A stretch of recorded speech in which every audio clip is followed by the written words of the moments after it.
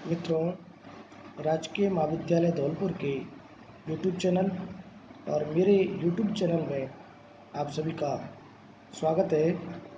और आज का वीडियो मैंने बीए सेकेंड ईयर के विद्यार्थियों के लिए बनाया है और आज का टॉपिक है हमारा राज्य के नीति निर्देशक तत्व। विद्यार्थियों, जैसा कि आपको विदित है, मूल अधिकार भारतीय संविधान के भाग 3 में रखे गए हैं और जिसकी चर्चा हमने पिछली वीडियो में की थी। इसी प्रकार राज्य के नीति निर्देशक तत्वों को स्थान भारतीय संविधान के भाग 4 में दिया गया है। मित्रों, मूल अधिकार जैसा कि आपको विदित है बाध्य योग होते हैं, परंतु ये नीति निर्देशक तत्व बाध्य योग नहीं होते, अर्थात इन्हें न्यायालय में चुनौती नहीं दी जा सकती। और ये नीति निर्देशक तत्वों को स्थान आयरलैंड के संविधान से लेकर हमारे भारतीय संविधान में इन्हें स्थान दिया गया है। और इन उपबंधों को चूँकि न्यायालय में संरक्षण प्राप्त नहीं है, अर्थात इन्हें न्यायालय के द्वारा बाध्यता नहीं दी जा सकती, तो हमारे दिमाग में ये प्रश्न है कि जब इन्हें न्यायालय का संरक्षण प्राप्त नहीं है तो फिर इन्हें संविधान में स्थान क्यों दिया गया। इसका जवाब यही हो सकता है कि इन नीति निर्देशक तत्वों के द्वारा नागरिकों को सामाजिक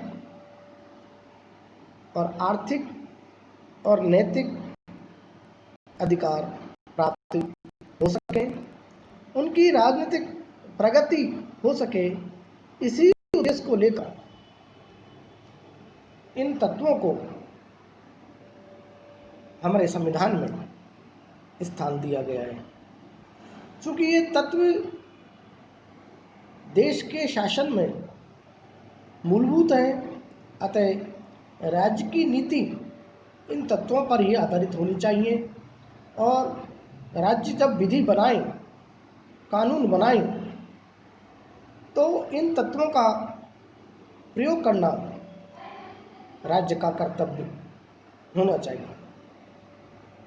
डॉक्टर अम्बेडकर ने नीति निर्देशक तत्वों के उद्देश्यों को स्पष्ट करते हुए कहा कि हमें राजनीतिक और आर्थिक प्रजातंत्र की स्थापना करनी है और इसके लिए निर्देशक तत्व हमारे आदर्श हैं।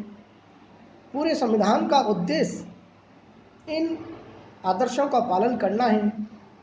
निर्देशक तत्व सरकार के लिए जनता के आदेश पत्र होंगे। जनता ही उनका बल है।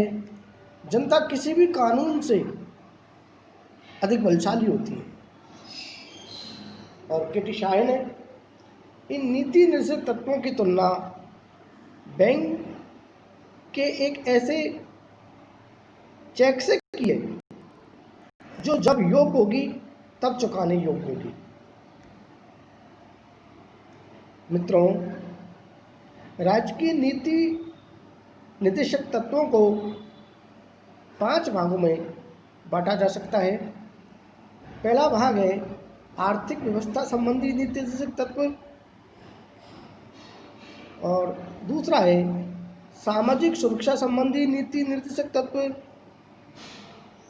और तीसरा है शासन सुधार संबंधी नीति निर्देशक तत्व, और चौथा है प्राचीन स्मारक संबंधी नीति निर्देशक तत्व, और पांचवा है अंतर्राष्ट्रीय शांति और सुरक्षा से संबंधित नीति निर्देशक तत्व।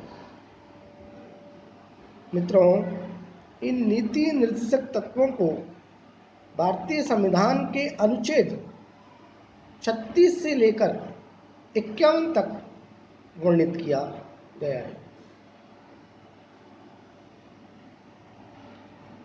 तो चलते हैं मित्रों,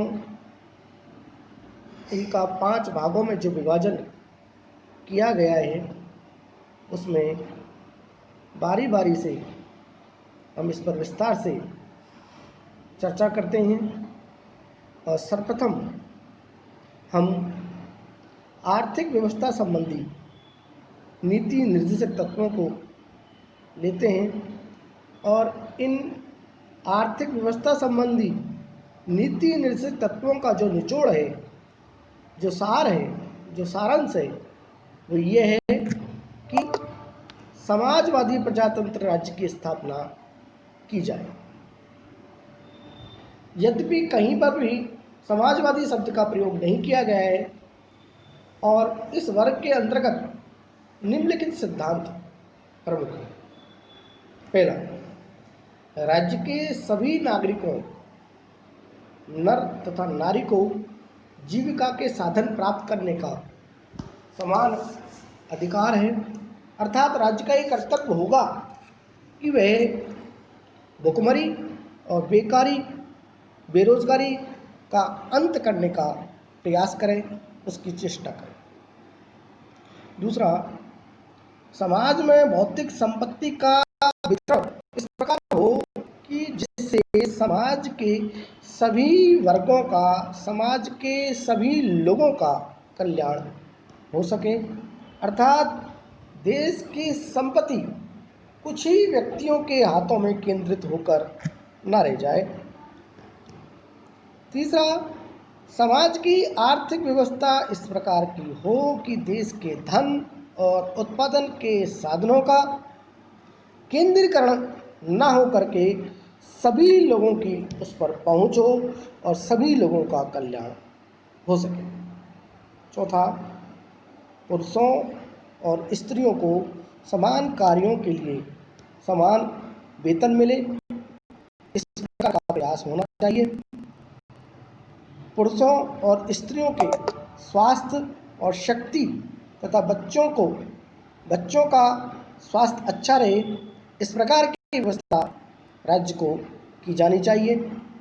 बालकों और नवयुवकों का शोषण न हो और उन को बेकारी से मुक्त किया जाए, इस प्रकार की व्यवस्था राज्य के द्वारा की जानी चाहिए। इसी प्रकार अपनी आर्थिक सामर्थ्य और विकास की सीमाओं के अंतर्गत राज्य व्यवस्था करे कि सभी योग्यता अनुसार कार्य करें तथा शिक्षा प्राप्त करें। बेरोजगारी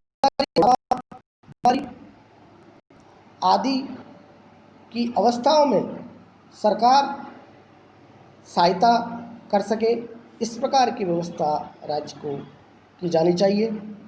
इसी प्रकार राज्य ऐसी व्यवस्था करे जिससे नागरिकों को अपने उचित कार्य करने का अवसर मिले और प्रसूता नारियों को सहायता मिल सके। इसी प्रकार राज्य को कानून अथवा आर्थिक संगठन के द्वारा